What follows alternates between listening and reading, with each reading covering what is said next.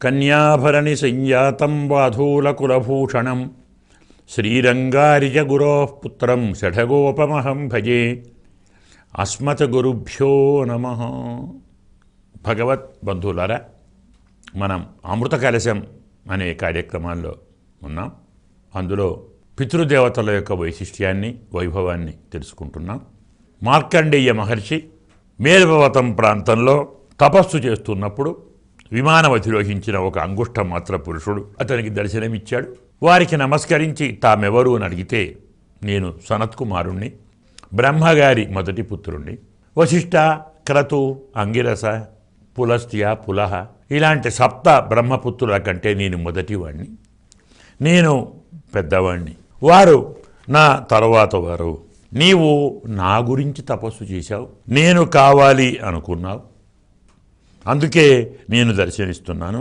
నీకు ఏం కావాలి, ఏం కోరి నీవు తపస్సు చేస్తున్నావు?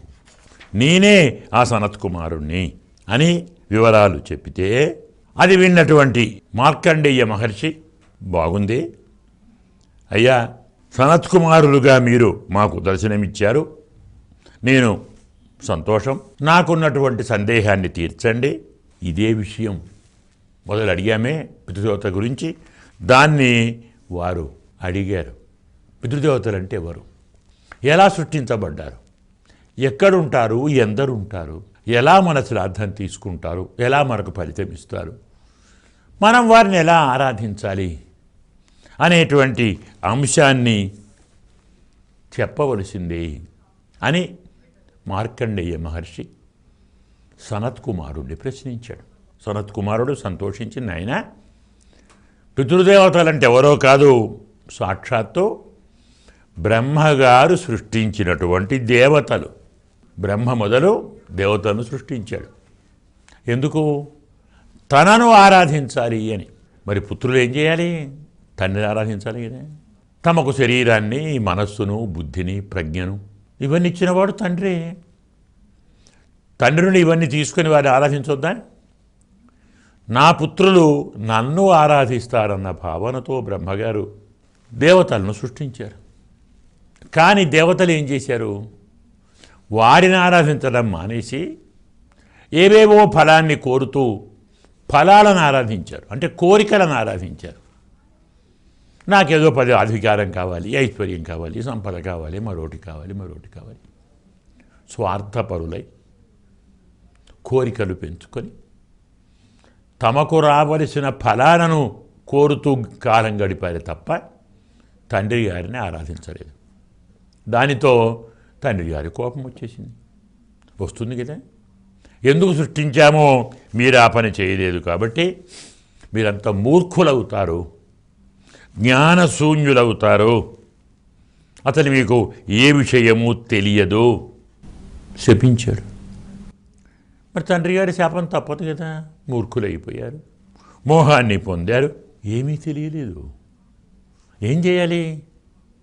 అయ్యో తప్పైపోయింది, తప్పు చేశాం, నాన్నగారి కోపం తెప్పించాం అని తెలుసుకొని మళ్ళీ నాన్నగారిని ప్రార్థించారు.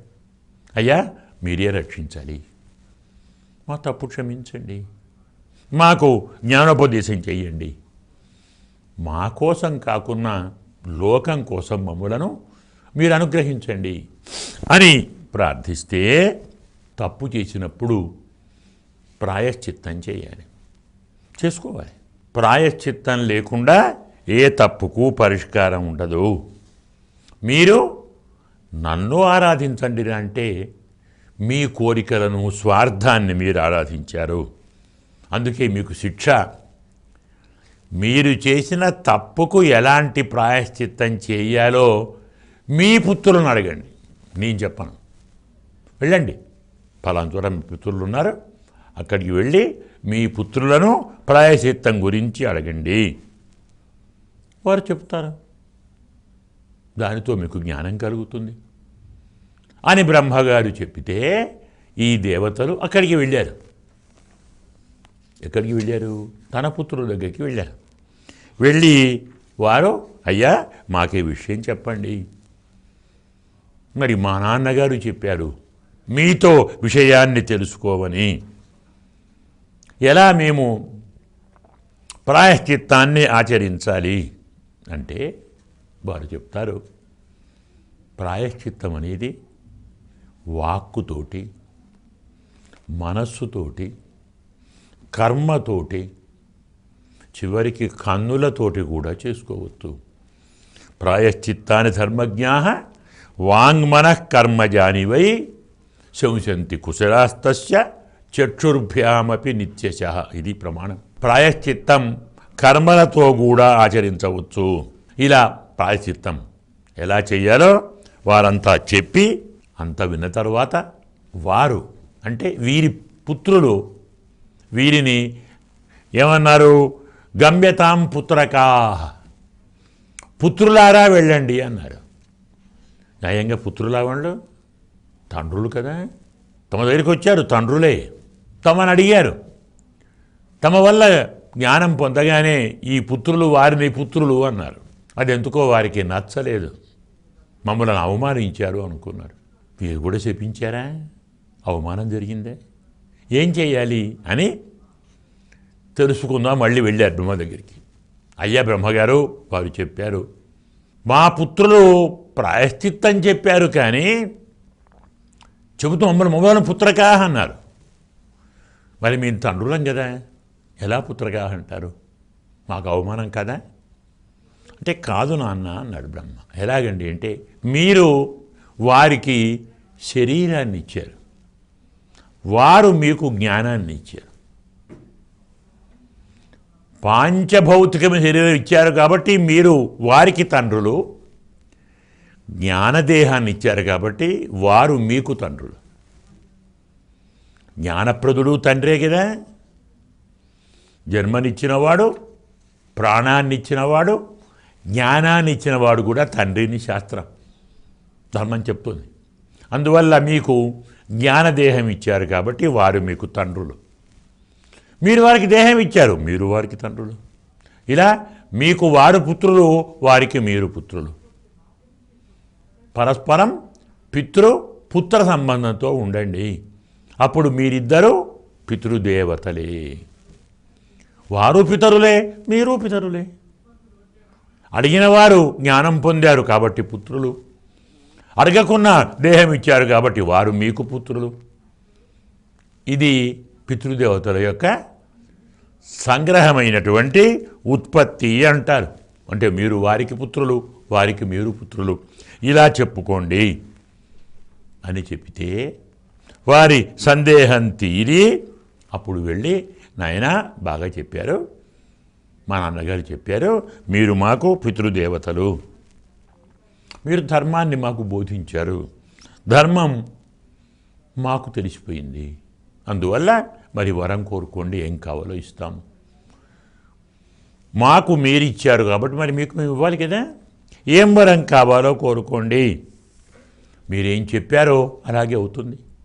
మేము పుత్రులం అవుతాం, నన్ను పుత్రులు అన్నారు, అలాగే ఉంటాం, కానీ వరం కోరుకోండి అంటే మమ్ములను పితరులుగా ఒప్పుకున్నారు కదా, మరి మీరు పుత్రులే కదా. ఈనాటి నుంచి ఈ పితృదేవతా సాంప్రదాయం వర్ధిల్లాలి. పితృదేవతలను ఆరాధించినటువంటి వారు ఏ కర్మలు ఆచరిస్తారో వారు ఆయా ఫలితాలను పొందాలి. రాక్షసులు, దానవులు, నాగులు, యక్షులు, గంధర్వులు, కిన్నరులు, కింపురుషులు, మానవులు అందరూ శ్రాద్ధంతో ఉత్తమ ఫలితాన్ని పొందాలి. పితృదేవత ఆరాధనతో ఉత్తమ ఫలాన్ని పొందాలి. శ్రాద్ధములతో అందరూ పితృదేవతలను ఆరాధించి సంతోషింపచేస్తే మీ చేత ఆరాధించబడినటువంటి పితృదేవతలు చంద్రుణ్ణి ఆరాధిస్తారు. మీతో వారు సంతోషిస్తారు, వారితో చంద్రుడు సంతోషిస్తాడు. ఆ చంద్రుడు మిమ్మల్ని అందరినీ వృద్ధి పొందిస్తాడు. శ్రాద్ధములతో సంతోషింపచేయబడిన చంద్రుడు సకల లోకాలను ఆనందింపచేస్తాడు. సముద్ర, పర్వత, వన, జంగమ, స్థావర ఇలాంటి వాటితో కూడిన లోకాన్ని చంద్రుడు ఆనందింపచేస్తాడు. పుష్టిని కోరేవారు శ్రాద్ధాలు చేస్తారు. ఎవరు పుష్టిని కోరి శ్రాద్ధాన్ని చేస్తారో వారు పితృదేవతల వల్ల పుష్టిని పొందుతారు. అంతేకాదు పితృదేవత అనుగ్రహంతో శ్రాద్ధం చేసిన వారికి సంతానం కూడా కలుగుతుంది. అంటే పుత్రవంతులవుతారు. శ్రాద్ధంలో ఎవరైతే 3 పిండములు గోత్రనామాలు చెప్తారో వారు ఎక్కడున్నా సరే, నరకంలో ఉండని, స్వర్గంలో ఉండని, మరో లోకంలో ఉండని, పితృ పితామహ ప్రపితామహ అనేటువంటి వారు భావనతో శ్రద్ధతో ఆచరించేది కాబట్టి శ్రాద్ధం. శ్రాద్ధం అంటే ఏమిటి? శ్రద్ధతో చేసే ఆరాధనే, శ్రద్ధతో చేసేటువంటి పూజనే శ్రద్ధతో యుక్తమైంది శ్రాద్ధం. శ్రద్ధతో చేసే ఆరాధననే శ్రాద్ధము అంటారు. ఇలా దానముతోటి శ్రాద్ధముతోటి ఎవరైతే పితృదేవతలను ఆరాధిస్తారో వారు పుత్రులను పొందుతారు, పుష్టిని పొందుతారు, కీర్తిని పొందుతారు, శ్రేయస్సును పొందుతారు. ఇలాంటి ఉత్తమ ఫలితాలు వారు పొందాలి అని వారు చెప్పితే ఇలా ఈ విషయాన్ని పూర్వము బ్రహ్మగారు ఆజ్ఞాపించారు. బ్రహ్మగారు మాకు ఆజ్ఞాపించారు. మేము మా పుత్రులను అడిగాం, వారు మాకు చెప్పారు. అప్పటి నుంచి పుత్రులు పితృదేవతలను శ్రద్ధతో ఆరాధన చేస్తున్నారు. శ్రాద్ధము అంటే పిండ ప్రదానము, భోజనము, దానము, యజ్ఞము, హవ్యము కవ్యము అంటాం కదా, ఇవన్నీ కలిపి శ్రాద్ధము అంటాం. ఇప్పుడు తెలిసింది కదా ఎవరు పితృదేవతలో, ఎలా వారిని ఆరాధించాలో. ఇలా అన్యోన్యం పితరః, వారికి వీరు పితృదేవతలు, వీరికి వారు పితృదేవతలు. ఇలా పితృదేవత ప్రయుక్తంగా ఎవరు ఆరాధిస్తారో పుష్టిని, తుష్టిని, సంతోషాన్ని, సంపదను, వైభవాన్ని, ఐశ్వర్యాన్ని, అఖిల కామనలను పొందుతారు అని చెప్తే మార్కండేయుడు అదంతా విని మళ్ళీ సనత్కుమారునితో మరో ప్రశ్న, అయ్యా మాకో సందేహం ఉంది, దాన్ని వివరించవలసింది. అసలు ఎంతమంది పితృదేవతలు, ఎన్ని గణాలు, గణం అంటే సమూహం, గ్రూప్ అంటాం మనం, ఎన్ని గణాలు ఉన్నాయి, పితృగణాలు ఎన్ని, ఒక్కో గణంలో ఎందరు పితృదేవతలు ఉంటారు, వారిని ఎలా ఆరాధించాలి. వారు మరి దేవతల కంటే గొప్పవారు ఉన్నారు కదా, దేవతలు ఆరాధిస్తామని చెప్పారు కదా. మరి దేవతలకు చంద్రుణ్ణి సంతోషింపజేస్తారని చెప్పారు. పితృదేవతల వల్ల దేవతలు, దేవతల వల్ల చంద్రుడు, చంద్రుని వల్ల లోకాలు, ఈ వరుస తిరిగాయి కదా.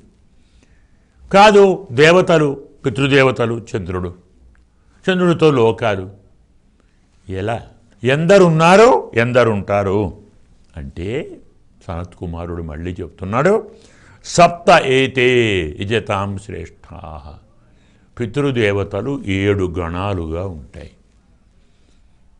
చాలా జాగ్రత్తగా తెలుసుకోవాలి. సప్తేజతాం శ్రేష్ఠ స్వర్గే పితృగణా స్మృతా, స్వర్గములో పితృగణములు 7 ఉంటాయి.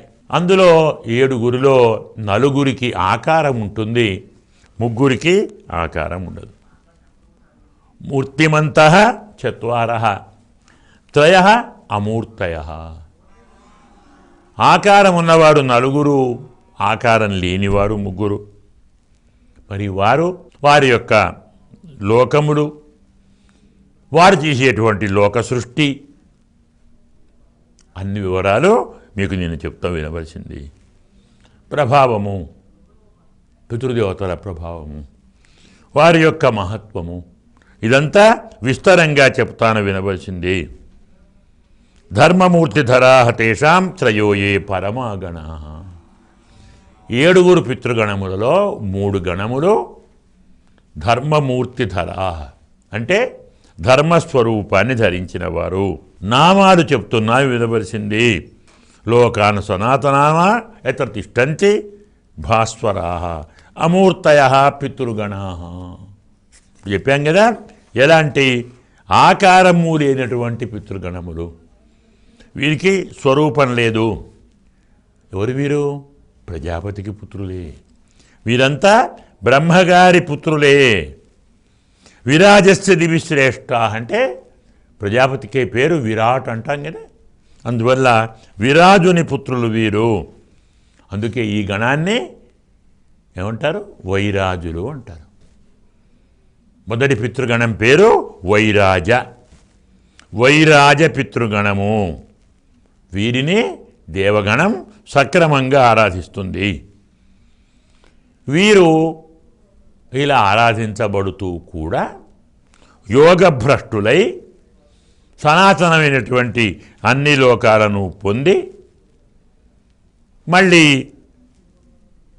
కొన్ని వేల యుగాలు గడిచిన తర్వాత బ్రహ్మవాదులుగా మళ్ళీ పుడతారు.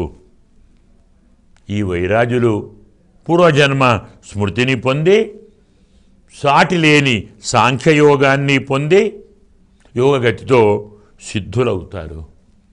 వీరు పరమసిద్ధిని పొందుతారు. వీరు నాయన పితృదేవతలు. వీరెవరు అంటే వీరు యోగులకు పితృదేవతలు. వైరాజులు అన్నాం కదా, వైరాజులు యోగులకు పితృదేవతలు. అంటే యోగులు వీరిని ఆరాధించి తమ యోగాన్ని వృద్ధి పొందించుకుంటారు.